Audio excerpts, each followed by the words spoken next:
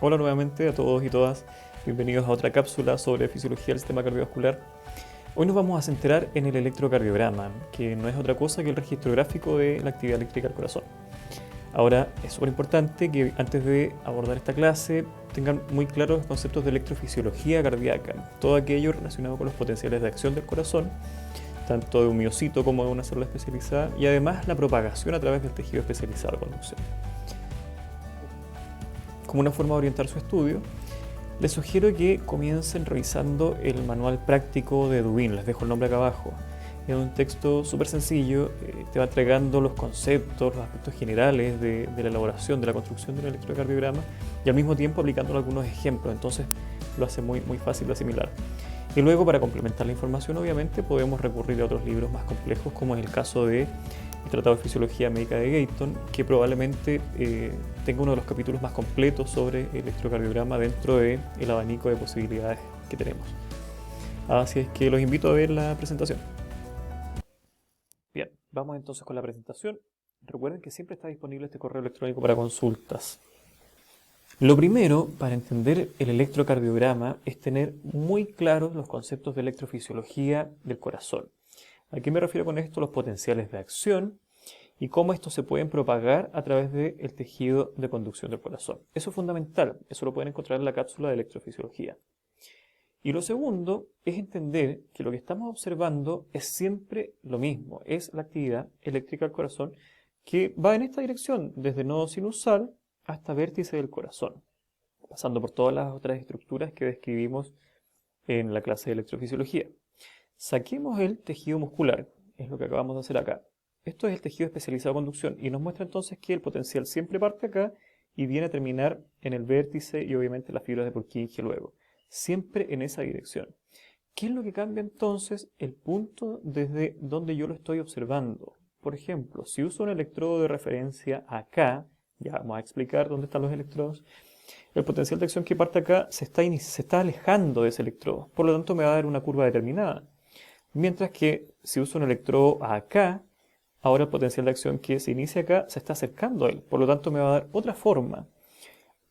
Incluso, si lo pongo acá, justo arriba del corazón en un plano transversal, me va a dar una curva totalmente distinta, porque en primera instancia el potencial de acción se acerca a él, pero luego lo pasa y se aleja. Entonces, ¿a qué voy con esto? Es súper importante que entendamos que la actividad eléctrica siempre es la misma. ¿Qué hace que tengamos diferentes curvas, diferentes trazados en un electrocardiograma? El punto de vista que estamos utilizando. Ahora, ¿qué nos permite determinar, obviamente, entre muchas otras cosas, hacia dónde está orientado el corazón? No siempre va a ser esta pirámide con base superior y vértice inferior orientado hacia la izquierda. Puede estar orientado hacia la derecha o simplemente puede estar desviado en extremo. Tamaño de las cámaras, trastornos de la conducción, localización y extensión de lesiones, etcétera. Ahora, obviamente estas cosas son un poco más complejas, por lo tanto, quedan para cursos superiores. A nosotros nos interesa que en esta clase ustedes sean capaces de entender los aspectos o los fundamentos del registro, cómo se produce una onda y por qué es positiva, por qué es negativa, etcétera. Entonces, allá vamos. ¿Qué se utiliza para el registro? Papel milimetrado. Este es un zoom de un papel milimetrado, obviamente. Cada uno de estos cuadritos representa entonces 1 milímetro en el eje horizontal del tiempo y 1 milímetro en el eje vertical de la amplitud o voltaje. Cada milímetro en el eje horizontal representa 0.04 segundos. Y si nos fijamos bien, cada 5 milímetros, cada 5 cuadritos chicos hay una línea más gruesa que nos entrega unos cuadrados más grandes. Cada uno de esos cuadrados grandes, por lo tanto, tiene una duración de 0,2 segundos. Entonces, ¿cuántos de esos cuadrados grandes, si yo uso 3 simple, me dan 1 segundo?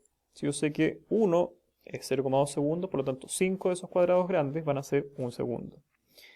¿Cuántos harían 1 minuto entonces? Sigo usando regla 3 simple. 1 minuto tiene 60 segundos. Y yo sé que 5 de estos grandes hacen 1 segundo. Por lo tanto, 60 por 5 me da un total de 300. 300 de esos cuadrados grandes hacen 1 minuto. Y en el eje vertical tenemos amplitud. Cada milímetro representa 0,1 milivolts. Por lo tanto, un cuadrado grande va a tener una amplitud de 0,5 milivolts. Este es un trazado típico. Esto es lo que nos muestran los libros sobre el electrocardiograma. ¿Qué vamos a ver en ese trazado? Ondas, intervalos y segmentos. ¿Qué es una onda? Es una deflexión que puede ser positiva, como es este caso, sobre cero, recuerden que el reposo es el cero, o negativa cuando es bajo cero. Eso es una onda, una deflexión entonces. Un segmento es un tramo isoeléctrico, por ejemplo ese de ahí, donde aparentemente no está pasando nada, y ese de ahí, donde aparentemente no está pasando nada. Segmentos entre ondas desde el final de P hasta el inicio de Q, por ejemplo, o desde el final de la onda S hasta el inicio de la onda T. Solamente eso de ahí. E intervalos, que son la unión de una onda y un segmento. ¿Cuáles son los principales? ¿Cuáles son los de mayor interés aquí? Onda P. La onda P representa la despolarización atrial. El complejo QRS, porque se llama complejo porque es la unión de tres ondas, representa la despolarización ventricular. Y finalmente la onda T representa la repolarización ventricular. Tenemos dos ondas de despolarización y solo una de repolarización. La onda de repolarización atrial no es que no ocurra. El problema es que ocurre justo cuando se está iniciando QRS. Y como esta onda es tan potente, la onda de repolarización atrial queda enmascarada, queda oculta. Respecto a los segmentos, dos de interés. Este de aquí, PQ, y este de acá, ST. Si yo sé que la onda P representa la despolarización atrial y QRS despolarización ventricular, debería ser capaz de saber qué significa el segmento PQ entonces, ese de ahí. Recuerden cuando hablamos en la clase de electrofisiología de los sincicios, tenemos un sincicio atrial que se activa como un todo y un sincicio ventricular como un segundo todo. Pero entre ellas un esqueleto fibroso que hacía las veces de un aislante de la conducción. Por lo tanto, para atravesar ese aislante yo necesitaba un nodo, el nodo atrioventricular. Pero ese nodo, además de favorecer la propagación a través de ese esqueleto, producía un retardo fisiológico en la conducción. Entonces, ese periodo de inactividad es justamente el tiempo de retardo del nodo AB, que sabemos que tiene una duración aproximada de 0,1 segundo. Y este otro segmento de acá, expliquémoslo con esta imagen. Vamos a superponer un potencial de acción sobre el electro. ¿Se puede? Claro que sí, porque el electro es el registro de la actividad eléctrica del corazón, de esa actividad eléctrica. Esto es un potencial de acción de miocardio, con sus tres fases: despolarización, meseta y repolarización, que es justamente lo que nos está mostrando el trazado en rojo de fondo. Yo sé que esa es la despolarización ventricular, coincide con este ascenso por entrada de sodio. Yo sé que esa es la onda de repolarización, coincide con esta línea de descenso por salida de potasio. ¿Qué me queda entre medio? Este periodo de inactividad entonces. ¿Y qué es ese periodo de inactividad?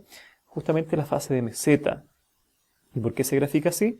Recuerden que en esta fase se producía una salida de potasio de una carga positiva y al mismo tiempo competitivamente estaba entrando calcio, que es otra carga positiva. Entonces, ¿qué dice el electro? Aquí está ocurriendo un reposo, un falso reposo. Pero nosotros sabemos que corresponde entonces a la fase de meseta, el potencial de acción. Y respecto a los intervalos de interés, fundamentalmente PQ, que incluye todo el tiempo de sístole atrial, QT, que representaría toda la actividad ventricular, y RR, desde la punta de este R hasta la siguiente, que representa un ciclo completo. Por lo tanto, si yo cuento la distancia entre R y R, podría perfectamente calcular la frecuencia cardíaca. Y esta imagen nos muestra los diferentes eventos entonces y cómo se va formando la onda al lado. Aquí comienza la despolarización de los atrios, ¿verdad?, en el nodo sinusal, y una vez que se han despolarizado por completo, que es lo que nos muestra esta imagen en amarillo, tenemos la onda P formada por completo. Atravesamos el nodo atrioventricular y comienza la despolarización ventricular y al mismo tiempo la repolarización atrial. Pero recuerden que esta onda es tan potente que enmascara la repolarización atrial. Entonces se despolarizan por completo los ventrículos y se forma el complejo QRS. Y luego comienza la repolarización ventricular y se forma la onda T. Ahora, estamos hablando nosotros de esta imagen. Esto es lo que nos muestran los libros de 1, de 2. ¿Se fijan? Esta es la misma imagen que acabamos de ver. P, QRS y T. Pero esto no es todo el electrocardiograma.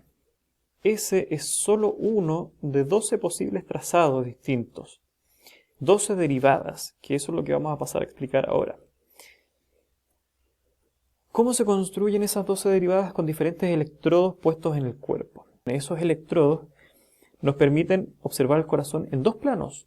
Un plano frontal, es decir, cortando al cuerpo en una mitad anterior y una posterior, y en un plano transversal. Mira, es como si ustedes estuvieran mirando la actividad eléctrica del corazón desde adelante, desde el frente, como el plano que nos muestra acá la imagen. Partamos con las derivadas del plano frontal, que entonces nos cortan al corazón en este eje frontal. ¿Cómo se construyen esas vistas o esas derivadas? Con 3 electrodos puestos en las extremidades: brazo izquierdo, brazo derecho y pie izquierdo. Aquí nos muestran un cuarto electrodo porque existe un, por llamarlo así, cable a tierra, un neutro, ¿sí? Pero son fundamentalmente 3: brazo derecho, brazo izquierdo y pie izquierdo. Vamos al detalle de estos electrodos. Entonces, a partir de la colocación de estos 3 electrodos se van a construir 3 vistas posibles de la actividad eléctrica del corazón, 3 derivadas que se conocen como derivadas bipolares, que de hecho fueron las primeras en utilizarse. Se llaman bipolares porque tienen 2 polos, un polo negativo y un polo positivo. Acá está la primera, D1. D1 utiliza el electrodo que pusieron en el brazo derecho y el que pusieron en el brazo izquierdo, y dice que este es el negativo y este es el positivo, va en esa dirección. D2 utiliza el electrodo que pusieron en el brazo derecho y en el pie izquierdo, siendo este negativo y este positivo, va en esa dirección. Y D3 utiliza el electrodo que pusieron en el brazo izquierdo y en el pie izquierdo, va en esa dirección, siendo este el positivo. Fíjense que el pie siempre es positivo, el brazo derecho siempre es negativo. El que cambia de polaridad es el electrodo que está en el brazo izquierdo, dependiendo de la derivada que se esté observando. Esas son 3 posibles vistas. A eso le podemos sumar las derivadas monopolares o aumentadas, que utilizan los mismos electrodos que ustedes ya pusieron para las derivadas bipolares. ¿Cuál es la diferencia? Que aquí el electro, la máquina, realiza un promedio de estos 2 electrodos, los anula, por decirlo en palabras sencillas, y solo considera el que está en una extremidad. La primera es ABR, aumentada del brazo derecho. Entonces se promedian estos 2 de acá, nos dice que hay un 0 en el centro del corazón, y de ahí me muevo al positivo que tengo en el brazo derecho. Luego lo mismo, utiliza el electrodo que ya pusieron en el brazo izquierdo, aumentada del brazo izquierdo entonces, haciendo un 0 en el corazón, y de aquí me muevo hacia el electrodo que ya había puesto ahí. Y finalmente anulo estos 2 de acá, los promedio, digo tengo un 0 en el centro del corazón, y de aquí me muevo hacia el electrodo que ya tengo puesto en el pie, siendo este positivo. Entonces aquí tengo 3 formas distintas de ver la misma actividad eléctrica. Y si a eso le sumo las anteriores, ya tengo 6 formas distintas de ver la actividad eléctrica, desde distintos ángulos del fondo, dentro del mismo plano que es el plano frontal. Vamos ahora con las derivadas del plano transversal. Estamos hablando de este plano que corta el corazón en esta vista, como si lo estuvieran mirando desde el frente ahora, no desde los lados como el plano frontal. ¿Dónde se ubican estos electrodos? En el tórax, en esta disposición, desde B1, que está justo al lado derecho del esternón, en el cuarto espacio intercostal. Luego B2, lado izquierdo del esternón, el mismo cuarto espacio. Y luego coloco B4. Y B4 está en la línea media de la clavícula, bajo, desde la mitad de la clavícula hacia abajo, y me ubico en el quinto espacio intercostal. Ahí está B4. Y luego al medio, justo al medio de estas dos, pongo B3. Luego sigo con B5. B5 está en la línea anterior axilar, en el quinto espacio intercostal, y finalmente B6, línea media axilar, en la mitad de la axila hacia abajo, hasta el quinto espacio intercostal. Recuerden que por la curvatura anatómica de las costillas, B5 y B6 van a quedar prácticamente a la altura de B2, casi a la altura del cuarto espacio. Pero eso tiene que ver con la curva anatómica de las costillas. ¿Para qué voy a utilizar principalmente las derivadas del plano transversal? B1 y B2 por su ubicación, como están justo sobre el ventrículo derecho, principalmente para evaluar la actividad eléctrica del ventrículo derecho. B3 y B4, como están sobre el tabique, evalúan su actividad eléctrica, y B5 y B6 principalmente para evaluar la actividad eléctrica del ventrículo izquierdo, porque vienen a quedar acá, sobre el ventrículo izquierdo. Entonces, recordemos que pese a que nosotros solo pondremos 9 electrodos, estos 3 de las extremidades, que los describimos recién, y estos 6 del tórax, vamos a obtener de igual manera 12 derivadas.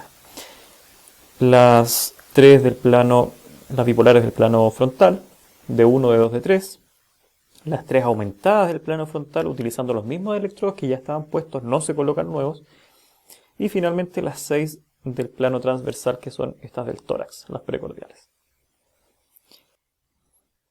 Ahora vamos a describir cómo se forma el trazado típico que vimos al inicio, paso a paso. Vuelvo a repetir, es súper importante que entiendan que lo que estamos observando es la misma onda, siempre. ¿Qué hace que cambien los diferentes trazados? El electrodo de referencia que estoy utilizando. Esto nunca va a cambiar, esto siempre va a estar en esa misma dirección, onda de despolarización hacia allá. Pero si yo la miro desde acá, con un electrodo positivo acá, esa onda se está alejando, por lo tanto se grafica como una onda negativa. Si cambio este electrodo y lo pongo acá, la onda de despolarización ahora se está acercando, por lo tanto se grafica como una onda positiva. Sigue siendo la misma representación, vista desde ángulos diferentes. Y si por ejemplo pongo el electrodo justo en la mitad del trayecto, ya sabemos que si esto parte acá, primero se acerca al electrodo, por lo tanto tiene una parte positiva esa onda, y luego de que lo atraviesa se aleja, por lo tanto tiene una parte negativa. Esto se conoce como onda difásica o bifásica, porque tiene una parte positiva y tiene una parte negativa. Vamos a ver entonces cómo se construye la típica mirada de libro, que ya dijimos puede ser de 1 o de 2. Vamos a hacerlo en de 2, esta de aquí. Esta es nuestra ventana de 2, de brazo derecho a pie izquierdo, con esos dos electrodos, bipolar de 2. ¿Por qué usamos esa? Porque es prácticamente paralela a la actividad eléctrica del corazón. Esta imagen de aquí nos representa el corazón, con sus 4 cámaras, ¿verdad? Nosotros sabemos que el potencial de acción parte en el nodo sinusal, en el atrio derecho, más o menos a esta altura, hasta llegar al vértice. Por lo tanto, lo primero que va a registrar el electro es la onda de despolarización atrial, que es lo que nos muestra esta imagen de aquí. Nosotros sabemos que va de nodo sinusal a nodo atrioventricular en esa dirección. Es un vector de despolarización, es positivo, va transformando todo el interior en positivo.